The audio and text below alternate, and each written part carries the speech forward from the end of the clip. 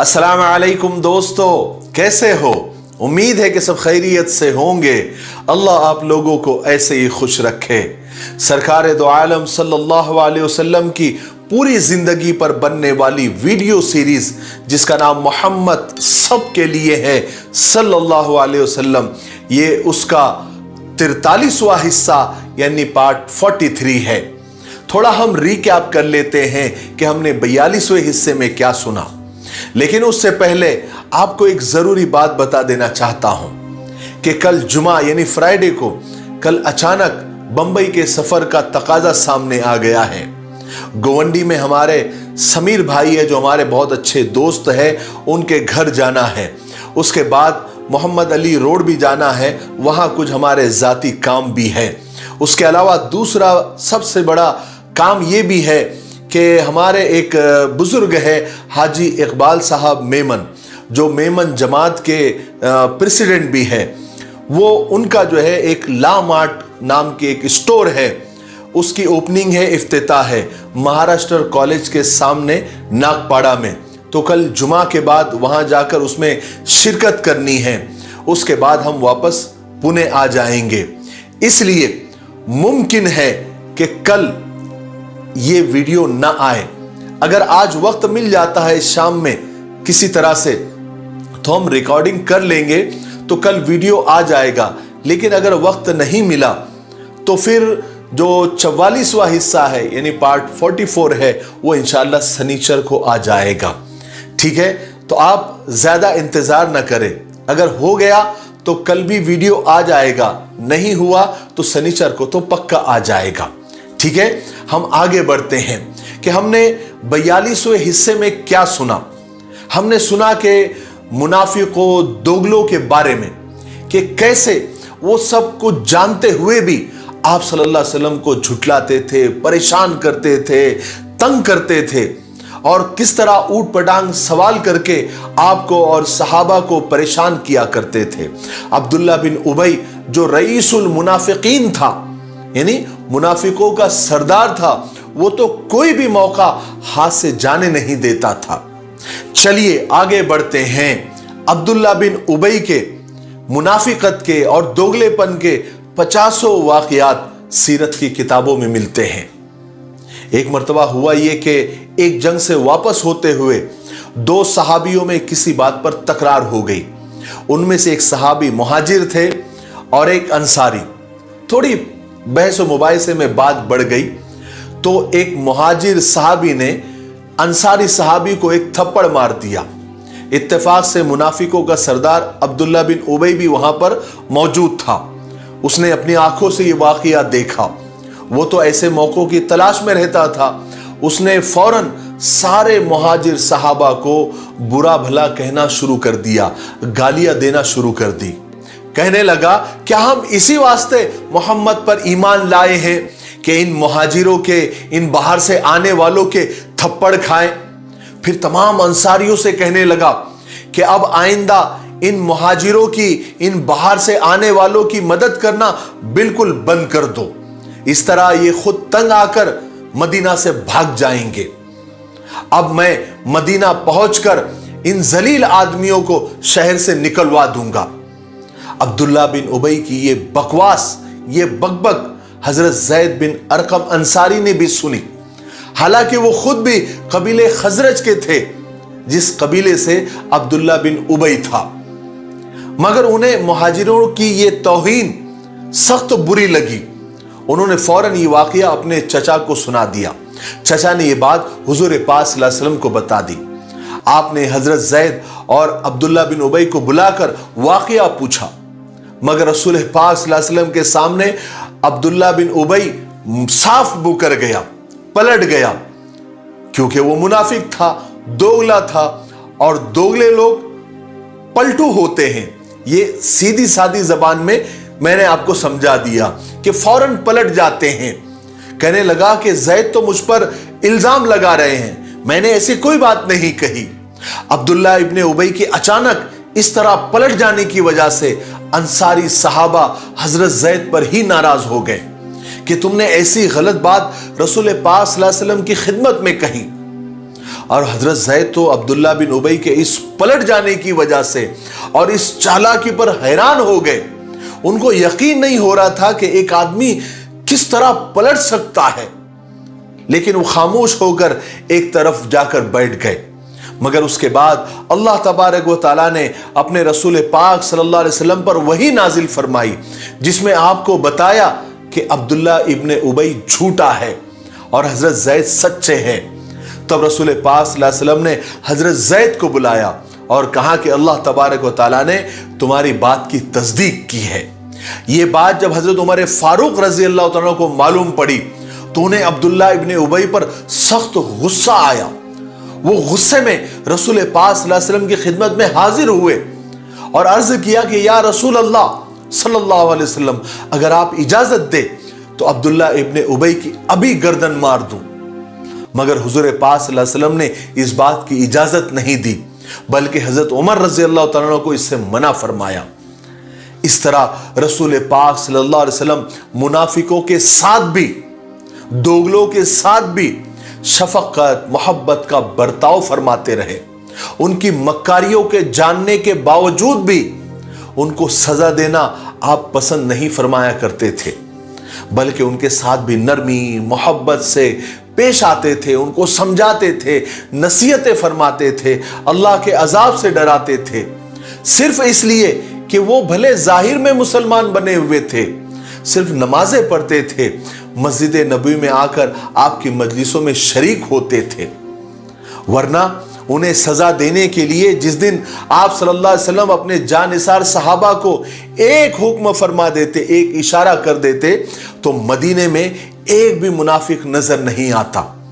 مگر قربان جائیے رسول پاک صلی اللہ علیہ وسلم پر، آپ دنیا میں رحمت بنا کر تشریف لائے تھے، اس لیے کیا پرائے کیا دوست کیا دشمن ہر ایک کے ساتھ نرمی اور محبت کے ساتھ پیش آتے تھے، اور دوسروں کو بھی اور آنے والے قیامت تک کے انسانوں کو یہ نصیحت فرماتے تھے کہ سب کے ساتھ نرمی اور محبت کے ساتھ پیش آؤ۔ نجران کے عیسائیوں کو جب یہ معلوم ہوا کہ پورے مدینے میں اسلام پھیل گیا ہے تو ان کے 60 آدمی مدینہ میں آئے تاکہ اس نبی کو دیکھے جن کا آج ہر جگہ چرچا ہے، جس کا دین دور دور تک پھیلتا جا رہا ہے۔ اور وہ 60 آدمی مشہور اور حیثیت والے تھے، اور ان میں سے 3 بہت ہی زیادہ عزت اور مرتبے والے تھے۔ ان 3 کے نام عبد المسیح، اہم اور ابو حارثہ ابن علقمہ تھا۔ یہ ابو حارثہ نجران کا بڑا مذہبی کتابوں کا مطالعہ کرنے والا تھا۔ اس نے رسول پاک صلی اللہ علیہ وسلم کے نبوت کا ذکر پڑھا ہوا تھا۔ وہ جانتا تھا کہ ایک نبی آخر الزماں تشریف لانے والے ہیں، جن کی عادتیں ایسی ہوگی، ان کا دین ایسا ہوگا، ان کی فلانا نشانیاں ایسی ہوگی۔ اس کے بعد اچانک اس نے سنا کہ وہ نبی دنیا میں تشریف لے آئے ہیں اور انہوں نے اپنے دین کی تبلیغ شروع کر دی ہے۔ تو اس نے آپ صلی اللہ علیہ وسلم کی نشانیاں اور علامتیں معلوم کی، تو وہی تھی جو اس نے اپنی کتابوں میں وہ پڑھ چکا تھا۔ کیونکہ وہ ایک بڑا عالم تھا، لوگوں کو اپنے مذہب کی تعلیم دیتا تھا، دور دور تک اس کی شہرت تھی، یہاں تک کہ عیسائی بادشاہ بھی اسے اچھی طرح سے جانتے تھے۔ اس کے علم کی وجہ سے انہوں نے اسے خوب دولت اور روپیے پیسوں سے نوازا تھا۔ اس لیے وہ رسول پاک صلی اللہ علیہ وسلم کو اچھی طرح جاننے پہچاننے کے باوجود بھی آپ صلی اللہ علیہ وسلم پر ایمان لانے سے ڈرتا تھا، کیونکہ اس کو معلوم تھا اگر میں نے رسول پاک صلی اللہ علیہ وسلم پر ایمان لے آیا تو پھر ساری دولت عزت اور ساری عیاشی مجھ سے چھن جائے گی۔ غرض کے نجران کے عیسائی رسول پاک صلی اللہ علیہ وسلم کو دیکھنے اور آپ صلی اللہ علیہ وسلم کے ساتھ بحث و مباحثہ کرنے کے لیے آئے، کیونکہ عیسائیوں کا یہ کہنا تھا کہ ہمارے پاس تو ایمان موجود ہے، ہمارے پاس تو آسمانی کتاب موجود ہے، پھر کسی دوسرے پر ایمان لانے کی کیا ضرورت ہے۔ حالانکہ عیسائیوں نے عیسائی مذہب کو بالکل بدل دیا تھا، غلط سلط عقیدے گڑھ کر اللہ تبارک و تعالیٰ کے ساتھ کسی کو شریک کرنے لگ گئے تھے۔ हज़रत ईसा अलैहिस्सलाम को अल्लाह का बंदा और अल्लाह का नबी कहने के बजाय नाउज़ु बिल्लाह वो खुदा का बेटा और खुदा कहते थे, और उसकी दलील ये देते थे कि हज़रत ईसा अलैहिस्सलाम मुर्दों को जिंदा किया करते हैं और कोड़ियों को अच्छा कर देते थे, और इन बातों की वजह से ही वो कहते थे कि ये तो खुदा का काम है। इसलिए हज़रत ईसा भी नाउज़ु बिल्लाह खुदा के बेटे हैं या खुदा है। यही सब बातें ईसाइयों ने हुजूर पाक सल्लल्लाहु अलैहि वसल्लम की खिदमत में हाजिर होकर कही। जब अब्दुल मसीह और अहम ने आप सल्लल्लाहु अलैहि वसल्लम से बात करनी शुरू की तो आप सल्लल्लाहु अलैहि वसल्लम ने उनसे फरमाया कि तुम ईमान ले आओ, तुम मुसलमान हो जाओ। तो उन्होंने जवाब में कहा कि हम तो मुसलमान हैं ही। आपने फरमाया कि नहीं, हकीकत में तुम मुसलमान नहीं हो। उन्होंने जवाब दिया, नहीं, हम तो तुम्हारे से पहले मुसलमान हो चुके हैं। आप सल्लल्लाहु अलैहि वसल्लम ने फरमाया कि गलत कहते हो, तुम इस्लाम पर नहीं हो, क्योंकि तुम हजरत ईसा को खुदा का बेटा मानते हो, तुम सलीब की पूजा करते हो और तुम खिंजीर खाते हो। इस तरह रसूल पाक सल्लल्लाहु अलैहि वसल्लम नजरान के ईसाइयों को हक और सच्चाई का पैगाम देते रहे, उन्हें समझाते रहे कि तुम गुमराही पर हो, तुम्हारे अकीदे गलत है। और अल्लाह तबारक व तआला ने वही के जरिए जो हजरत ईसा के बारे में आप सल्लल्लाहु अलैहि वसल्लम को बताया था, वो सारी बातें आप सल्लल्लाहु अलैहि वसल्लम ने उनको सुनाई। मगर नजरान के ये ईसाई आप सल्लल्लाहु अलैहि वसल्लम के साथ बहस ही करते रहे। वो इसी बात पर जमे रहे जो हजरत ईसा के बारे में वो पहले से जानते थे, वो इसी बात पर अटल रहे कि जो हम पहले से जानते हैं बस वही सच है। फिर रसूल पाक सल्लल्लाहु अलैहि वसल्लम ने नजरान के उस वफ्द के सामने कुरान पाक की कुछ आयतें तिलावत फरमाई। उस पर वो लोग बहुत ज्यादा डर गए, खौफजदा हुए। उन्हें अल्लाह तबारक व तआला की लानत का डर लगने लगा, क्योंकि वो जानते थे कि अल्लाह के रसूल ने अगर उन पर लानत भेजी तो अल्लाह ताला उनसे इंतकाम लेगा। और नजरान का ये वक्त उनको पता था कि वो अल्लाह से मुकाबला करने की ताकत नहीं रख सकते, इसलिए उन्होंने बहस व मुबाहिसा बंद किया और ये कहते हुए वहां से चले गए कि ए अबुल कासिम। अबुल कासिम आप सल्लल्लाहु अलैहि वसल्लम की कुन्नियत थी, चूंकि कासिम आप सल्लल्लाहु अलैहि वसल्लम के बेटे थे जिनका बचपन में ही इंतकाल हो गया था, इसलिए आपको अबुल कासिम भी कहकर लोग बुलाते थे, यानी कासिम के बाप। तो ईसाइयों ने कहा कि ए अबुल कासिम, हमें अपने मामले में थोड़ा गौर करने की मोहलत दीजिए, उसके बाद हम मिलकर आपको कोई आखिरी जवाब देंगे। और फिर वो वहां से उठ गए। जब ये सब लोग जब अलग होकर मिले तो उन्होंने अपने अमीर से पूछा कि अब्दुल मसीह, तुम्हारा क्या ख्याल है? खुदा की कसम, तुम समझ चुके हो कि मोहम्मद ही अल्लाह तबारक व तआला के भेजे हुए नबी है। उन्होंने हजरत ईसा के बारे में जितनी बातें बताई है वो बिल्कुल सच्ची है और आखिरी खबर है, ये तुम सब जानते हो। उस ईसाई वफ्द के अमीर अब्दुल मसीह ने सबसे कहा कि देखो ईसाइयों, मेरे भाइयों, अगर तुम अपने ही दीन पर कायम रहना चाहते हो और मोहम्मद के दीन को कबूल नहीं करना चाहते हो तो बिना मोहम्मद को बुरा भला कहें, बिना किसी इंतकामी जज्बे के और बिना बदले की भावना के खामोशी के साथ अपने घरों को लौट जाते हैं। इसी में हम सब की भलाई है। इस बात को सबने मान लिया और इत्तेफाक कर लिया कि हम मोहम्मद का मुकाबला नहीं करेंगे सल्लल्लाहु अलैहि वसल्लम, बल्कि अपने घरों को वापस लौट जाएंगे। उसके बाद वो आप सल्लल्लाहु अलैहि वसल्लम की खिदमत में हाजिर हुए और अर्ज किया कि ए अबुल कासिम, हमने तय किया है कि हम आपका मुकाबला नहीं करेंगे, हम आपको आपके दीन पर छोड़ देंगे और हम अपने दीन पर रहेंगे और अपने वतन वापस लौट जाएंगे। मगर आपके साथियों में से कोई एक साथी हमारे साथ भेज दीजिए जो हमारे बीच के जो झगड़े हैं वो उनका फैसला कर दे, क्योंकि हम आपको और आपके साथियों को सच्चा समझते हैं। रसूल पाक सल्लल्लाहु अलैहि वसल्लम ने उनके साथ भेजने के लिए हजरत अबू उबैदा को चुना, जो जाकर उनके साथ सच्चाई, ईमानदारी और इंसाफ के साथ उनके झगड़ों को छुड़ा सके। आपको पता है ये छोटी छोटी बातें, ये छोटे छोटे वाकयात, ये छोटे छोटे इंसिडेंट मैं आपको क्यों बता रहा हूं? इसकी क्या वजह है? कुछ लोगों को ऐसा लग रहा होगा कि ये सारी बातें बताने की जरूरत नहीं है, सिर्फ बड़े बड़े वाक़यात बताए जाए, नहीं, मेरा मकसद जो है सिर्फ वाक़यात बताना नहीं है, आप सल्लल्लाहु अलैहि वसल्लम की सीरत बताना है, सहाबा की सीरत बताना है। इससे पता चल, क्योंकि इसके आगे जंगों के वाक़यात हैं, इससे आगे जंगें शुरू होती हैं।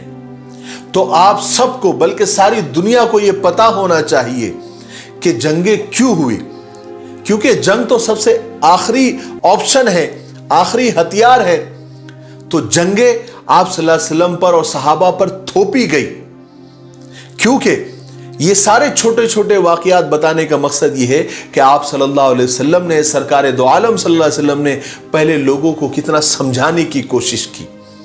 यहूदियों को अलग, ईसाइयों को अलग, मुशरिकों को अलग, और मक्का वालों को अलग, मदीना वालों को अलग, काफिले वालों को अलग, अलग अलग मुल्कों के अलग अलग लोगों को अलग अलग तरीकों से आप सल्लल्लाहु अलैहि वसल्लम ने समझाया।